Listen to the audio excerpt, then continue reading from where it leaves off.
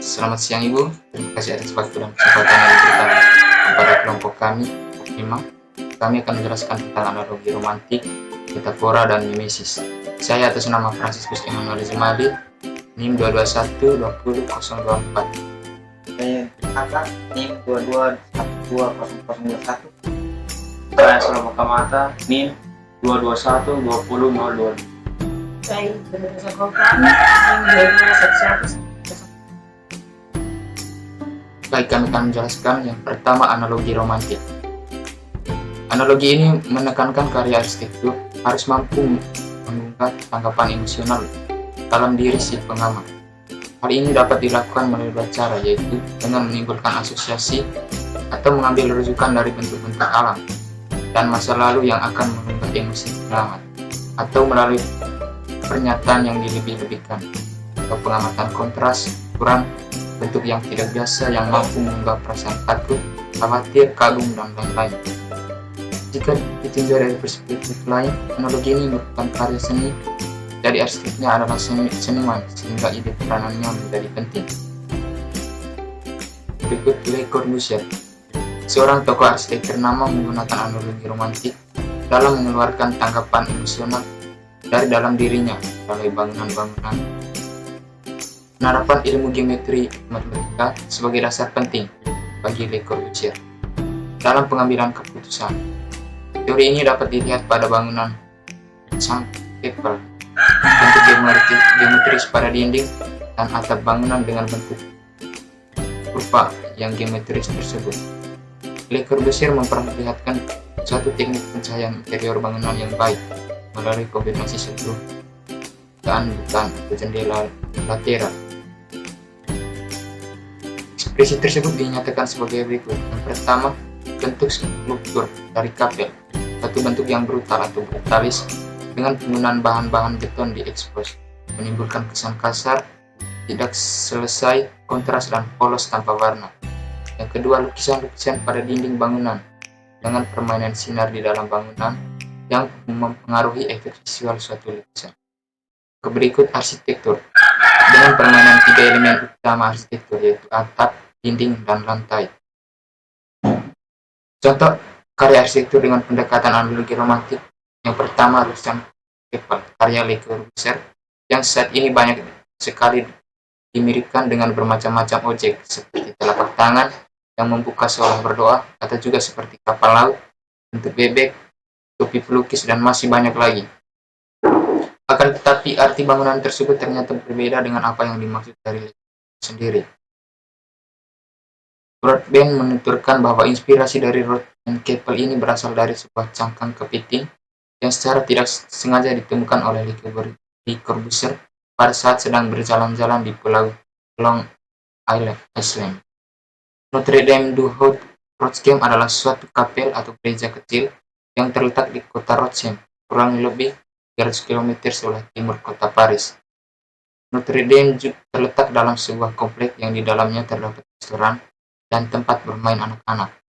Kompleks tersebut terletak di punggung pegunungan des Vosges dengan pemandangan perbukitan di sekeliling.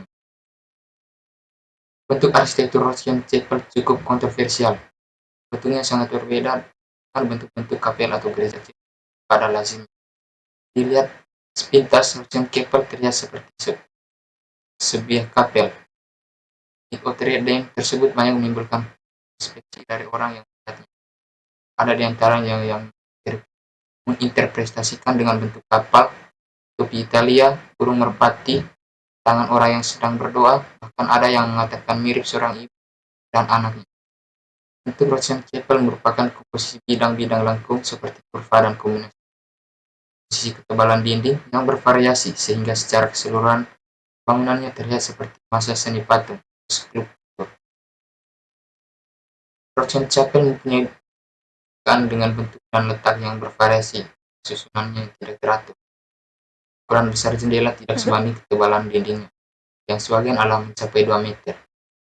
Bukaan-bukaan tersebut dihiasi dengan kaca-kaca lukisan dan tulisan tangan dari Le Corbusier sendiri.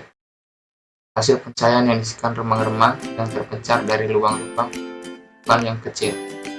Saya menyaksikan tersebut sesuai dengan konsep pencerahan dalam ajaran Kristen.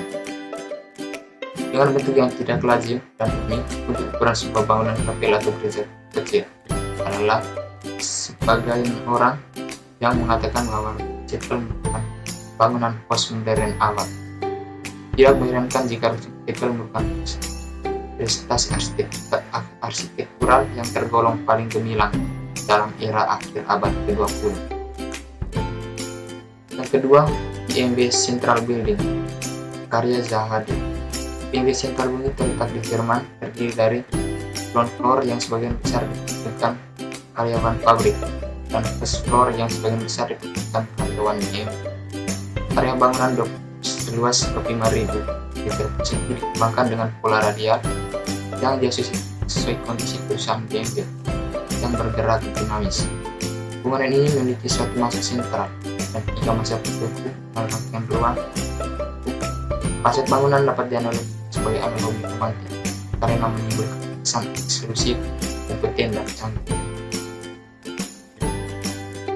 Pimpinan Contemporary Art Center.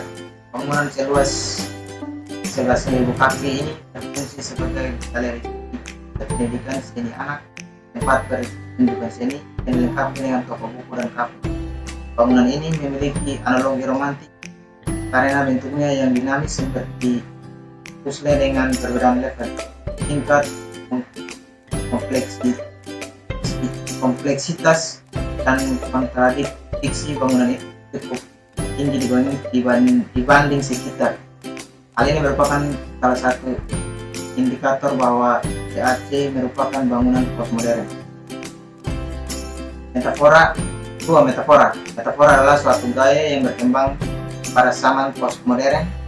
Banyak yang mengatakan bahwa arsitektur metafora adalah sebuah bahasa untuk mengatakan suatu melalui ungkapan bentuk-bentuk visual yang dihasilkannya.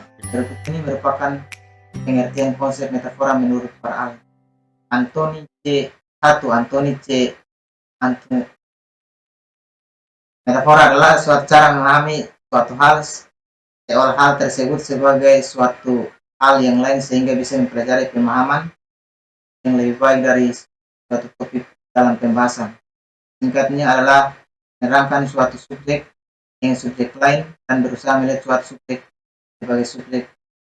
sebagai suatu hal yang lain. Menurut James C. Snyder dan Anthony dalam bahasa Introduction of Architecture, metafora memperhatikan pola-pola yang mungkin terjadi dari hubungan-hubungan paralel yang melihat diabstrakannya, berbeda dengan analogi yang biasanya melihat secara literal. 3. Menurut Charles Cech dalam The League of Postmodern Architecture, metafora sebagai kode yang ditangkap pada suatu saat oleh pengamat yang diperoleh dari suatu objek dengan mengandalkan objek lain, misalnya bagaimana melihat suatu bangunan sebagai suatu yang lain karena adanya unsur yang mirip.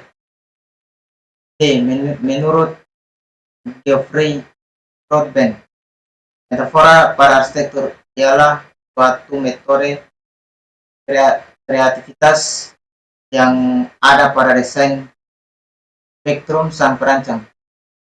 Arsitektur metafora merupakan gaya arsitektur yang mengambil bentuk dari kiasan atau perumpamaan dari sesuatu. Banyak arsitektur zaman milenial yang mengambil gelanggang arsitektur metafora karena lebih mudah mengkomunikasikannya dengan klien. Mengambil konsep dari benda nyata atau nilai yang sudah umum dikenal, masyarakat dirasa lebih sederhana dan masuk akal bagi klien. Prinsip-prinsip arsitektur metafora. Arsitektur metafora pada umumnya memiliki karakter layaknya gaya bahasa metafora, yaitu perbandingan dan perumpamaan. Karakter tersebut diterjemahkan dalam visual meliputi hal-hal sebagai berikut. 1. Berusaha untuk mentransfer suatu keterangan dan bermaksud dari sebuah subjek ke subjek lain. 2. berusaha untuk melihat suatu